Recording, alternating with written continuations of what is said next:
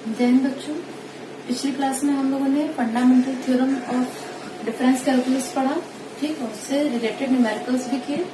Fundamental theorem of difference calculus क्या कहता है कि अगर हमारे पास कोई फंक्शन एफ है जो कि पॉलिनोमियल है डिग्री एन का, पॉलिनोमियल ऑफ डिग्री एन अगर है तो इसका अगर हम एन टाइम फॉरवर्ड डिफरेंस करते हैं तो हमें क्या मिलता है, एक कांस्टेंट वैल्यू मिलती है, ठीक, और n से ज्यादा टाइम फॉरवर्ड डिफरेंस करते हैं n+1 टाइम n+2 टाइम तो हमें वैल्यू 0 मिलती है। ये था हमारा fundamental theorem of difference calculus. इस थ्योरम का ठीक कन्वर्स जो है वो भी होल्ड करता है, यानी अगर हमारे पास कोई फंक्शन है, दिया हुआ कोई फंक्शन है और हमें पता है कि अगर हम उसका n टाइम फॉरवर्ड डिफरेंस कर रहे हैं और वैल्यू अगर कांस्टेंट है, ठीक, तो ये इम्प्लाई करता है कि हमारा जो फंक्शन f(x) है वो क्या होगा, is a polynomial of degree n. हम कह सकते हैं कि फंक्शन जो है वो एक पॉलिनोमियल है डिग्री एन का, is a polynomial of degree n, ठीक। तो कन्वर्स भी इस रिजल्ट का fundamental theorem of difference calculus का होल्ड करता है कि अगर कोई फंक्शन है जिसका एन टाइम फॉरवर्ड डिफरेंस करने पे हमें कांस्टेंट वैल्यू मिलती है तो हम कह सकते हैं कि f(x) जो है वो पॉलिनोमियल है डिग्री एन का, ये हम एज्यूम कर सकते हैं। इसी से एक और इम्पोर्टेंट रिजल्ट मिलता है कि अगर कोई फंक्शन हमारे पास है y इक्वल f(x), ठीक, और x की हमारे पास कुछ वैल्यूज हैं, definite values x0, x1, x2, xn। मान लिया कि x की वैल्यूज हमारी क्या क्या है, x की वैल्यूज हम पुट करते हैं x0, x1, x2, xn, और हमें जो y की करस्पॉन्डिंग वैल्यूज मिलती है वो अगर है y0, y1, y2, yn, यानी अगर हमारे पास x0, y0, x1, y1, x2, y2 और इसी तरह करके लास्ट में xn, yn, ये n+1 पेयर्स हमें दिए हुए हैं, n+1 pairs of values of x and y, ठीक। x0 एक हो गया और x1 से xn तक n+1 हमको टोटल अगर पेयर ऑफ वैल्यूज दी हुई है x0 और y0 की, तो हम क्या कह सकते हैं, हम कह सकते हैं कि इस फंक्शन का अगर हम n+1 टाइम फॉरवर्ड डिफरेंस करते हैं तो वो वैल्यू क्या होगी, 0। ये न्यूमेरिकल पॉइंट ऑफ व्यू से आपको याद करके रखना है कि अगर हमें क्वेश्चन में pair of values of x and y दी हुई है तो जितने पेयर ऑफ वैल्यूज हमें दी हुई है उतनी बार फॉरवर्ड डिफरेंस करते हैं तो वैल्यू क्या आएगी, 0। जैसे मान लीजिए आपको 3 पेयर दिए हुए हैं x और y के, 1, 2, 2, 3, 3, 4। मान लीजिए ये हमको पेयर दिए हुए हैं x0, y0, x1, y1, x2, y2। किसी फंक्शन के लिए ये 3 पॉइंट जो है इन पर हमें फंक्शन की वैल्यूज, पॉइंट्स x की वैल्यूज और करस्पॉन्डिंग फंक्शन की वैल्यूज दी है, 3 पेयर है टोटल। तो जितने पेयर दिए होंगे अगर उतने टाइम हम फॉरवर्ड डिफरेंस करते हैं, ये 3 टाइम है तो उतने बार फॉरवर्ड डिफरेंस करते हैं हम फंक्शन का, तो वो वैल्यू क्या आएगी, हमारी 0 आएगी फॉर एवरी x। ये याद करके रखना है, ये चीज न्यूमेरिकल में यही प्रॉपर्टी जो है वो हम यूज करेंगे, ओके। तो यहाँ से हमें ये पता चल जाता है कि f(x) जो है डेल्टा n+1 f(x) 0, तो यहाँ से हमें पता चलेगा f(x) को हम क्या मान सकते हैं इस केस में, is a polynomial of degree n, यानी जितने पॉइंट्स, जितने पेयर ऑफ पॉइंट्स हमें पता है x और y के, उससे एक कम का पॉलिनोमियल फंक्शन होगा f(x), जिससे यहाँ पर 3 पेयर्स हमें पता है, तो f(x) क्या है हमारा, पॉलिनोमियल ऑफ डिग्री 2, ठीक। तो न्यूमेरिकल में इस चीज की जरूरत हमें नहीं पड़ेगी। न्यूमेरिकल में ये आपको ध्यान रख के चलना है कि जितने पेयर ऑफ पॉइंट्स आपको दिए हैं उतनी बार अगर हम फॉरवर्ड डिफरेंस करते हैं फंक्शन का तो वो वैल्यू हमारी 0 होगी। और इस रिजल्ट का यूज हम लोग क्या करेंगे, हम लोग एस्टिमेशन ऑफ मिसिंग टर्म्स जो है इससे रिलेटेड प्रॉब्लम में इस प्रॉपर्टी का यूज करेंगे कि जितने पेयर हमें पता है x और y की वैल्यूज के, उतनी बार फॉरवर्ड डिफरेंस करते हैं तो फंक्शन की वैल्यू हमारी 0 होनी चाहिए। ये रिजल्ट हमें एस्टिमेशन ऑफ मिसिंग टर्म जो है उसके लिए यूज करना है। तो न्यूमेरिकल स्टार्ट करते हैं कि एस्टिमेशन ऑफ मिसिंग टर्म में करना क्या है हमें। तो प्रॉब्लम आपको दिख रहा होगा, बोर्ड पे लिखा होगा, obtain the estimate of the missing term in the following table। तो एस्टिमेशन ऑफ मिसिंग टर्म में करना क्या होगा, हमें किसी फंक्शन के लिए, किसी फंक्शन y इक्वल f(x) के लिए x की कुछ वैल्यूज दी होंगी, ठीक। एक्स की कुछ वैल्यूज दी होंगी, मान लिया x0, x1, x2, मान लिया 3 वैल्यूज दी है, ठीक, ऐसे ही और वैल्यूज हो सकती हैं, और उसके करस्पॉन्डिंग y की कुछ वैल्यूज दी होंगी और कुछ वैल्यूज मिसिंग होंगी। जैसे अभी ये हमारा जो पहला एग्जाम्पल है, इसमें एक मिसिंग टर्म हम लेके चल रहे हैं, तो मान लिया y0 दी हुई है वैल्यू, ये वैल्यू हमें नहीं दी हुई है, और ये वैल्यू y2 दी हुई है, ठीक। तो यही मिसिंग टर्म जो है हमें यही एस्टिमेट करना होगा। किसी किसी क्वेश्चन में एक मिसिंग टर्म होगा, किसी में एक से ज्यादा भी मिसिंग टर्म हो सकते हैं। तो पहले हम एक मिसिंग टर्म के प्रॉब्लम को लेकर चलेंगे और उसके बाद फिर 2 मिसिंग टर्म के प्रॉब्लम्स को सॉल्व करेंगे। इस मिसिंग टर्म को निकालने के लिए 2 मेथड्स हम लोग अप्लाई कर सकते हैं। फर्स्ट मेथड जो है वो डिफरेंस टेबल बनाकर, फॉरवर्ड डिफरेंस टेबल बना के हम निकालेंगे मिसिंग टर्म। वो मेथड ज्यादा सुटेबल होता है, जो मैं डिफरेंस टेबल वाला मेथड बता रही हूँ, वो मेथड ज्यादा सुटेबल होता है जब एक मिसिंग टर्म होगा। 2 मिसिंग टर्म होंगे तो उसमें भी वो लगा सकते हैं, लेकिन उसमें सेकंड मेथड ज्यादा यूजफुल होगा। तो पहले देखते हैं फर्स्ट मेथड है क्या ना। यहाँ पर आपको दिख रहा होगा एक रिजल्ट जो मैंने अभी बताया था, उसी को यूज करना है। यहाँ पर दिख रहा होगा हमें कितने पेयर ऑफ वैल्यूज पता है एक्स वाई की, first pair, second pair, third pair, fourth pair. ये वैल्यू हम नहीं लेंगे क्योंकि यहाँ x की वैल्यू तो पता है, y की वैल्यू नहीं पता है। तो पेयर्स की जब हम बात करें तो कितने पेयर्स हमको पता है एक्स वाई की वैल्यूज के, 1, 2, 3, 4। और मैंने बताया था कि जितने पेयर्स हमें पता होते हैं एक्स और वाई की वैल्यूज के, उतनी बार अगर हम फॉरवर्ड डिफरेंस निकालते हैं तो वो फंक्शन की वैल्यू क्या होती है, उस पर 0 होती है। ये रिजल्ट मैंने बताया था कि जितने पेयर्स हमें पता है उतनी बार फॉरवर्ड डिफरेंस निकालेंगे फंक्शन का तो वैल्यू 0। तो यहाँ पर 4 पेयर्स हमें दिए हुए हैं, तो 4 टाइम फॉरवर्ड डिफरेंस करेंगे तो 0। तो अब हमें ये डेल्टा फॉर fx निकालना है। इसी को निकालने के लिए क्या करते हैं, हम फॉरवर्ड डिफरेंस टेबल बनाते हैं। तो टेबल बनाते कैसे हैं, सबसे पहला कॉलम हमारा होता है x, दूसरा होता है y, तीसरा होता है delta fx, first forward difference, इसे डेल्टा y भी लिख सकते हैं। फिर है सेकंड फॉरवर्ड डिफरेंस, ये हमको डेल्टा 4 तक की टेबल ले जाना है, डेल्टा क्यूब fx, और लास्ट कॉलम हमारा आएगा डेल्टा 4 fx। तो x, y और उसके बाद फॉरवर्ड डिफरेंस के उतने ही कॉलम बनाएंगे जितना हमारा यहाँ पर ये पावर है। तो डेल्टा 4 तक हमने लिख दिया। पहले कॉलम में x में हम क्या करते हैं, x की वैल्यूज पुट करते हैं। जैसे पहली वैल्यू है हमारी 1, दूसरी है 2, फिर है 3, फिर है 4, फिर है 5। ऐसे ही सिंपली आपको लिखना है। ये फर्स्ट क्वेश्चन है इसलिए हम यहाँ पर एक्स्ट्रा मैं यहाँ पर लिख दे रही हूँ x0, x1, x2, x3, x4। लेकिन आपको एग्जाम में ये लिखने की जरूरत नहीं है, आप सिंपली 1, 2, 3, 4, 5 ये लिखेंगे, ठीक। इसके बाद उसके करस्पॉन्डिंग y की वैल्यूज, तो y की वैल्यूज है 1, 8। ये वैल्यू जो हमें नहीं पता है उसे हम a मान लेते हैं। यहाँ हमने मान लिया कि मिसिंग टर्म इज a। फिर यहाँ पर हो गया हमारा 64 और ये है 125, ठीक। ये वैल्यूज रख ली। अब फर्स्ट फॉरवर्ड डिफरेंस देखिए कैसे निकालते हैं। ये दोनों देखेंगे, इन दोनों से फर्स्ट फॉरवर्ड डिफरेंस निकलेगा पॉइंट 1 पे। तो कैसे करते हैं, ये 8 माइनस 1 इक्वल 7। ये कैसे आता है ये बाद में समझते हैं, पहले ये निकालने का तरीका देख लेते हैं कि कैसे निकालते हैं।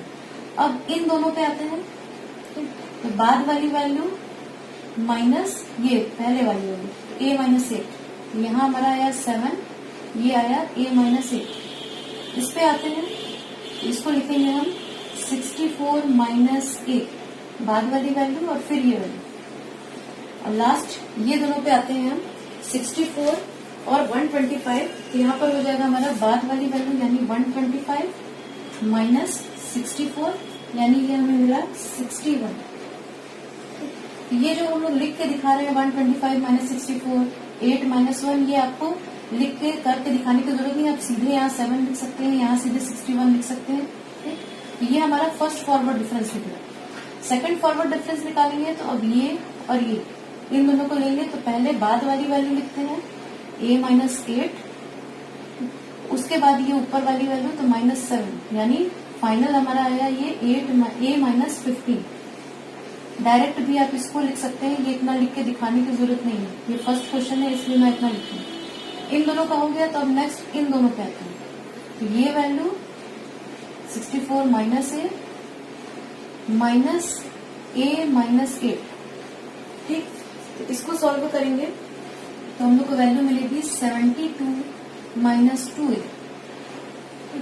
ये जरूरी नहीं है ये लिखना, आप डायरेक्ट 72 माइनस 2a भी लिख सकते हैं।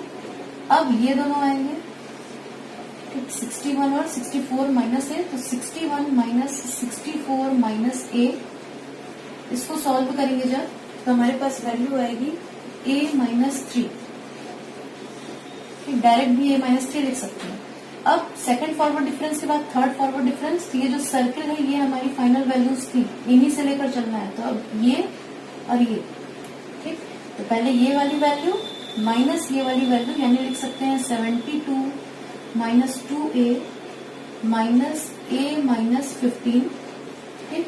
इसको जब सॉल्व करेंगे हम लोग तो आएगा 87 माइनस 3, ठीक। फाइनल ये हमारा आया यहाँ पे इन दोनों से। अब इन दोनों से क्या आएगा हमारा, इन दोनों को जब हम लेंगे तो a माइनस 3 पहले लिखेंगे और उसके बाद इसको माइनस करके लिखेंगे, तो माइनस 72 माइनस 2a इक्वल्स, इसको जब सॉल्व करेंगे तो आएगा माइनस 75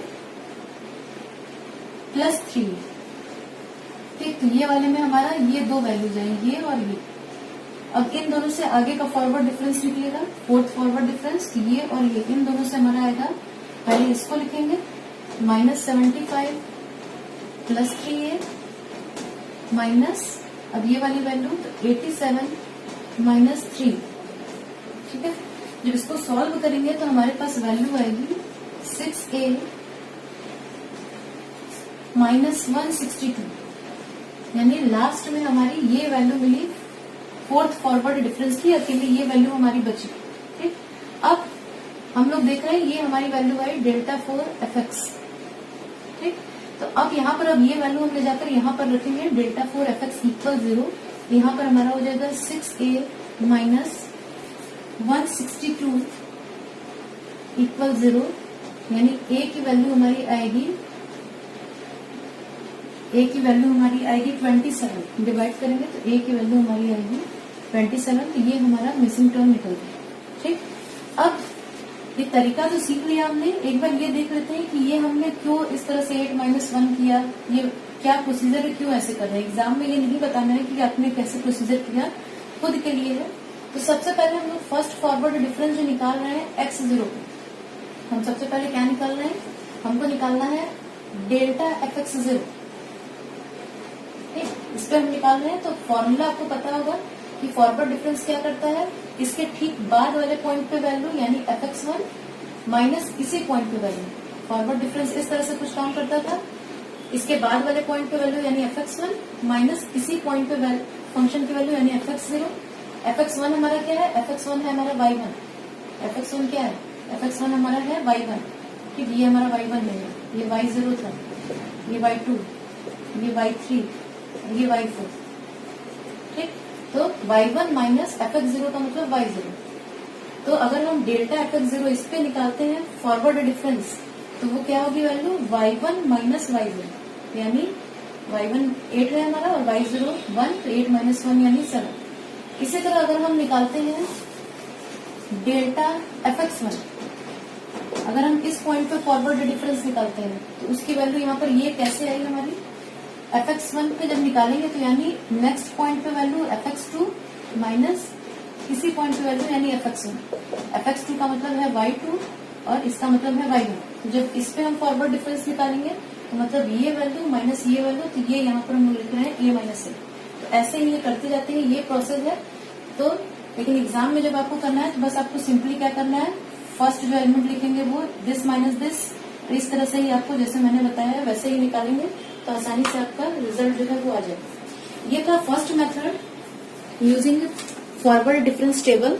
नेक्स्ट जो हम मेथड करेंगे वो है फॉर्मूला एक यूज करके। सेकंड मेथड जो हमारा है वो हम एक फॉर्मूला हम पहले से जानते हैं, E equal 1 plus delta. Delta ये हम एक फॉर्मूला जानते हैं E इक्वल 1 प्लस डेल्टा। तो इसकी हेल्प से जो है वो हम निकालेंगे मिसिंग टर्म, सेम प्रॉब्लम के लिए जो अभी हम लोगों ने किया था फर्स्ट मेथड से, फॉरवर्ड डिफरेंस टेबल मेथड से। तो उस समय हम लोगों ने क्या लिखा था, हमें 4.4 पेयर्स पता थे एक्स और वाई की वैल्यूज के, यानी हमारे पास ये कुछ रिजल्ट था, ये पिछले प्रॉब्लम में हम लोगों ने किया था।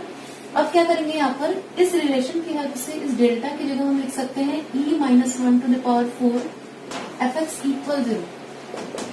ये सेकंड मेथड है प्रॉब्लम को सॉल्व करने का।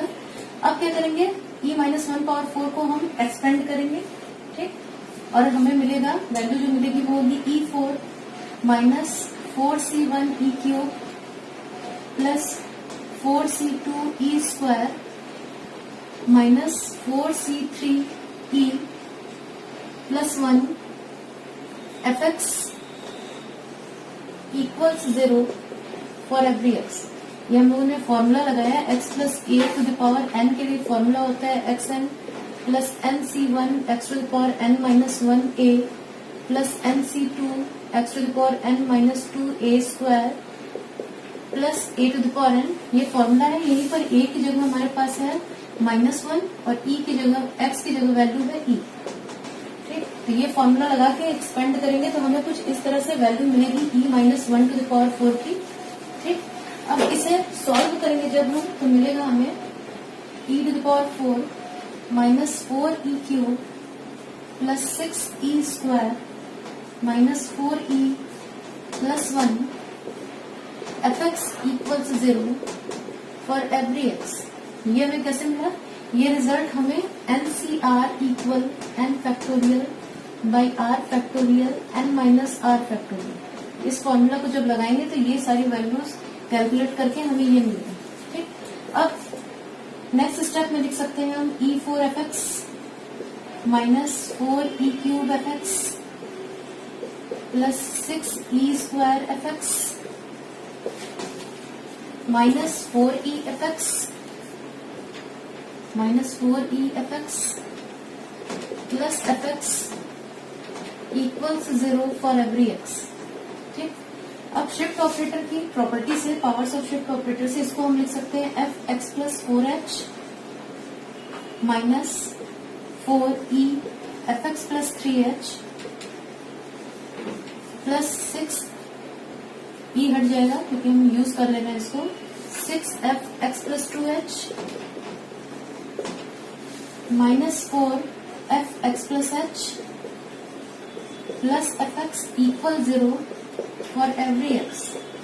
क्यों? क्योंकि हमने एक फॉर्मूला हम लोगों ने देखा था कि e to the power n fx जो है वो होता है fx प्लस nh। ये फॉर्मूला हम लोग प्रूव करके आ चुके हैं, तो उसी हिसाब से इसको लिख सकते हैं। अब टेबल जो था उसमें आपने देखा था कि x की वैल्यू, पहली वैल्यू थी 1, x की दूसरी वैल्यू थी 2, फिर 3, यानी हर x की वैल्यू में 1 का डिफरेंस था। तो h हमारे पास क्या है, 1 है स्टेप साइज। तो h की जगह जैसे ही 1 रखेंगे हम वैल्यू, तो हमें मिलेगा fx plus 4 minus 4fx plus 3 plus 6fx plus 2 minus 4fx plus 1 plus fx equal 0, ठीक। ये वैल्यू हम लोगों को मिल गई क्योंकि h की वैल्यू हमारी क्या थी, यहाँ पे h की वैल्यू हमारी 1 थी।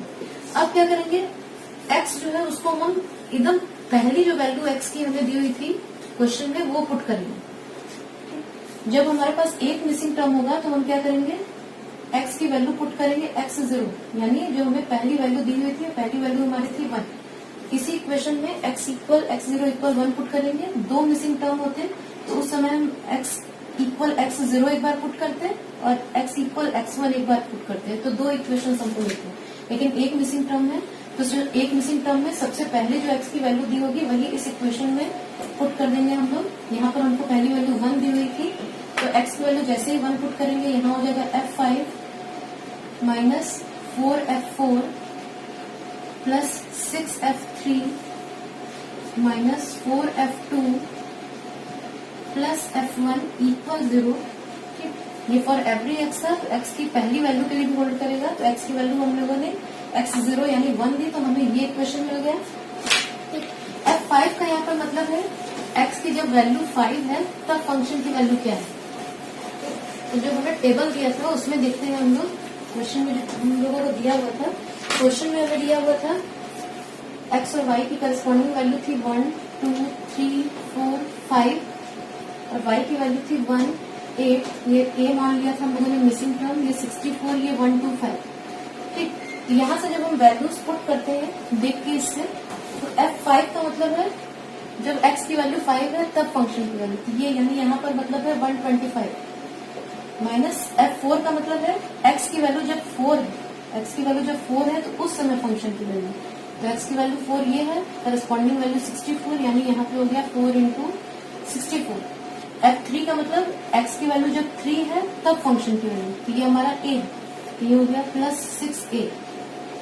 इसी तरह F2 यानी 8 तो माइनस 4 इंटू 8 और F1 यानी 1 तो ये हो गया प्लस 1 इक्वल 0। ठीक, इसको जब हम लोग सॉल्व करते हैं तो फाइनली हमें वही रिजल्ट मिलेगा जो फर्स्ट मेथड से मिला था, यानी हमें मिलेगा 6a माइनस 162 इक्वल 0 और ये हमें देगा a इक्वल 127 सेम रिजल्ट जो हम लोगों ने फर्स्ट मेथड से निकाला था।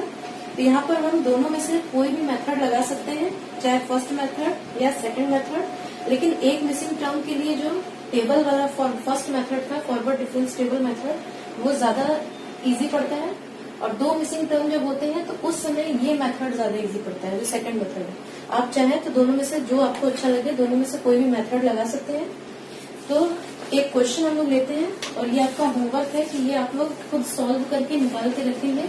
वन मिसिंग टर्म खुद से कर लेते हैं, आ जाता है तो अच्छी बात है, मैं आंसर बता दूंगी। अगर नहीं कर पाते तो लिंक में मैंने डिस्क्रिप्शन बॉक्स में लिंक दिया है, उसमें आप वहाँ पे आप इस लेक्चर का सारा नोट्स आपको मिल जाएगा और इस क्वेश्चन का सॉल्यूशन भी वहाँ मिल जाएगा। लेकिन पहले खुद से ट्राई करिएगा तो आपको पता चलेगा कि आपको कितना ये लेक्चर समझ में आया है, प्रॉब्लम आप सॉल्व कर पा रहे हैं या नहीं कर पा रहे हैं।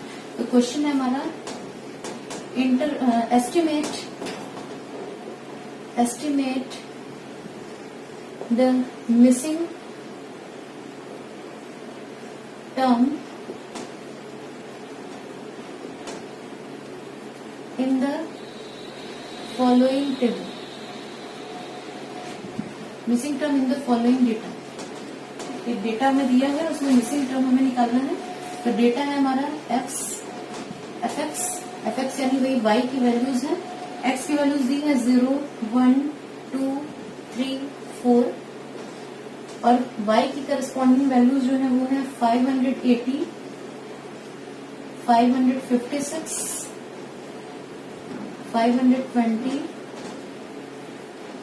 क्वेश्चन मार्क यानी मिसिंग टर्म और 384 ये मिसिंग टर्म है हमारा। 3 के करस्पॉन्डिंग फर्स्ट या सेकंड जो मेथड आपको इजी लगा हो या दोनों ही अप्लाई करके देख सकते हैं और फाइनल आंसर जो आपका आएगा वो वैल्यू आएगी a इक्वल, अगर ये मिसिंग टर्म a हम मानते हैं तो वैल्यू आएगी 465।